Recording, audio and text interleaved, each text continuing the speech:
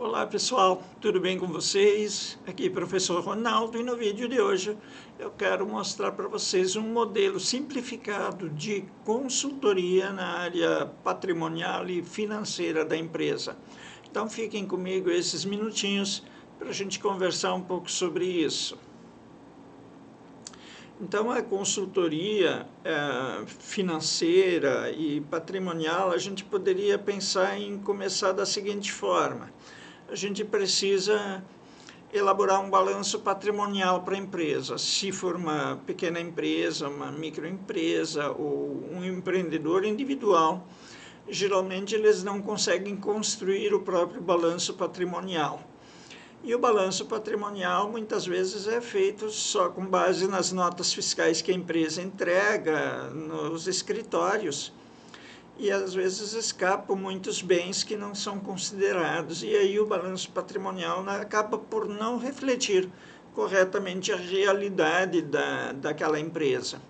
Então você vê o balanço patrimonial de uma pequena empresa, de um empreendedor individual, e vê que nem todos os bens estão relacionados. E isso é ruim, porque acaba não cumprindo o seu papel de verdade, tá?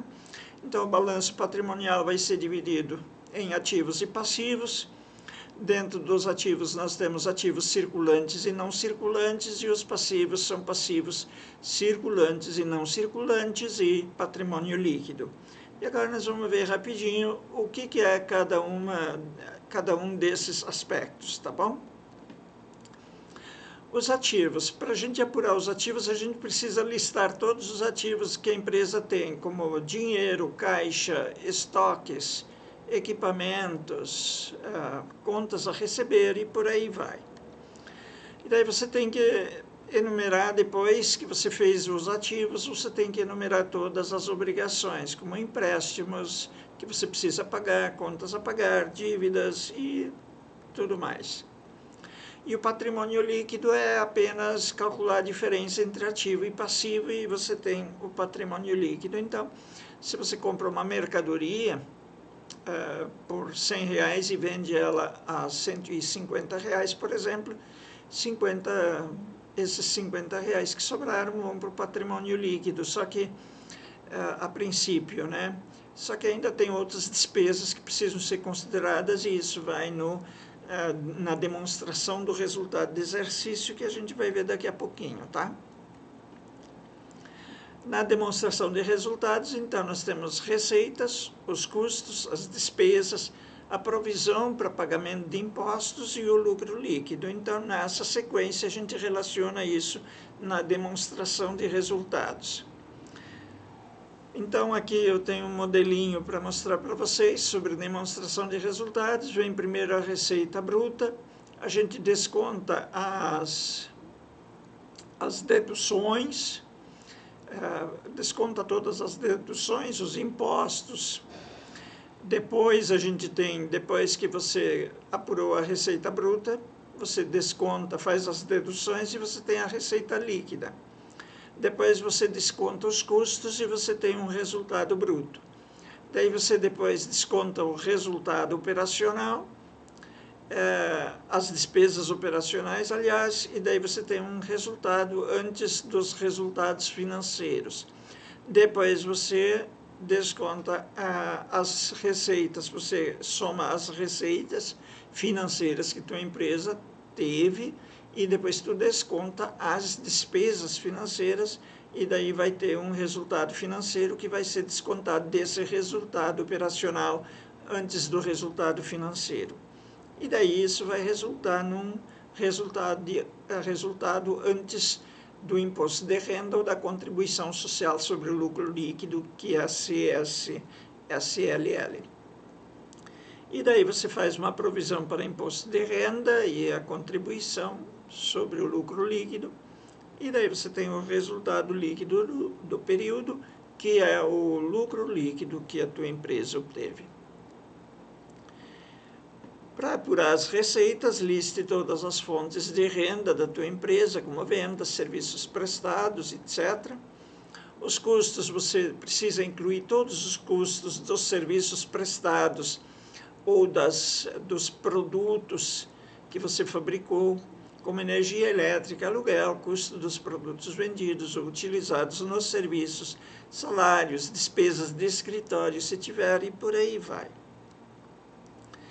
As despesas são, se você pagou um juro, por exemplo, sobre alguma compra, se você comprou alguma coisa por R$100 e pagou 20 a mais para pagar com prazo, esses 20 a mais que você pagou é um juro que você tem que considerar como despesa financeira. Se você pagou juro de cartão de crédito, despesas bancárias ou qualquer outra despesa, tem que ser anotado como despesa também. Depois nós temos a provisão para pagamento de tributos. Se você pagou impostos no mês passado, é provável que tenha que pagar impostos novamente, valores semelhantes. Se você é microempreendedor individual, anote o valor que está pagando.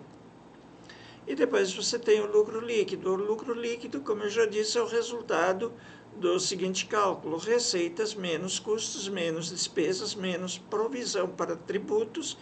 Então, isso vai dar o lucro líquido. E daí, depois que você apurou o balanço patrimonial e a demonstração de resultado, você poderia fazer uma análise de liquidez da empresa. A liquidez da empresa é a capacidade que a empresa tem de cumprir seus compromissos financeiros.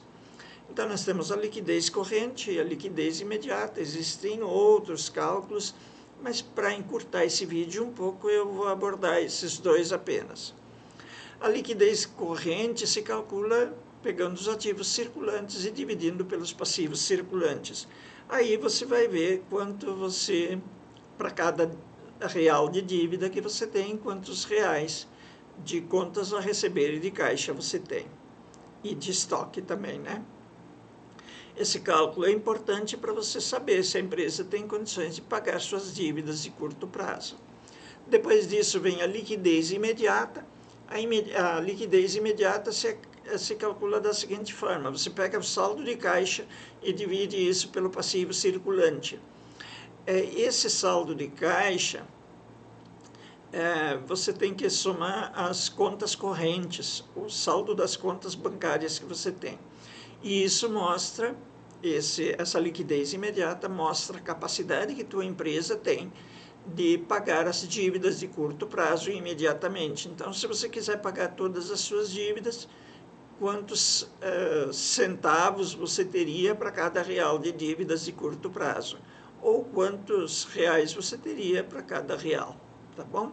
Se der o resultado 1, é muito bom, porque você tem R$1 em caixa para pagar cada real de dívidas de curto prazo.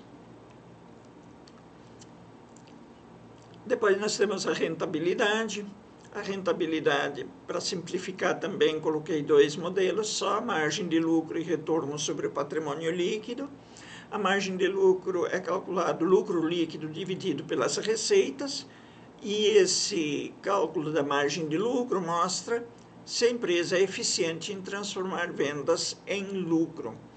E o retorno sobre o patrimônio líquido mostra se a entidade tem um retorno financeiro bacana em relação ao capital investido. E isso se calcula assim: lucro líquido dividido pelo patrimônio líquido. Depois nós poderíamos fazer uma análise do endividamento, e ele pode ser calculado pegando-se a dívida total dividido pelo patrimônio líquido. Então, quanto de dívida total nós temos em relação ao patrimônio líquido da empresa? Isso é importante por quê? Porque nós conseguimos analisar o nível de alavancagem financeira, ou seja, quanto do patrimônio líquido da empresa está comprometido em dívidas. E o fluxo de caixa? Depois que nós fizermos isso tudo, nós poderíamos preparar um fluxo de caixa mensal para a empresa, mostrando o dinheiro que entra e o dinheiro que sai a cada dia. Isso pode ser feito numa planilha do Excel ou num software criado para isso. Então, se formos fazer uma planilha no Excel, a gente poderia fazer da seguinte forma. Por exemplo, descrição: entrada, saída e saldo. O saldo anterior do dia anterior seria, por exemplo, R$400. E daí nós prestamos um serviço para uma cliente entrou 40, depois entrou mais 50, o saldo foi para 490, daí nós pagamos uma conta de R$ 90, caiu para 400 e assim por diante. Até a gente chegar no final do dia, teríamos todos os lançamentos e o nosso saldo de caixa. E poderíamos fazer uma análise de tendências. A gente poderia comparar os números financeiros ao longo de vários períodos para identificar tendências, para tentar entender o que vai acontecer no futuro, com base naquilo que já aconteceu no passado. Isso pode ajudar a entender problemas emergentes ou áreas que precisam ser melhoradas. E depois nós temos a análise de riscos financeiros, flutuação de vendas, custos ou despesas inesperadas, mudanças na concorrência, tudo isso ajuda nas previsões. E depois nós poderíamos analisar os objetivos disso: faturamento, serviços, vendas de produtos, lucratividade com serviços, a lucratividade com vendas de produtos, isso tudo poderia ser feito, analisado em separado.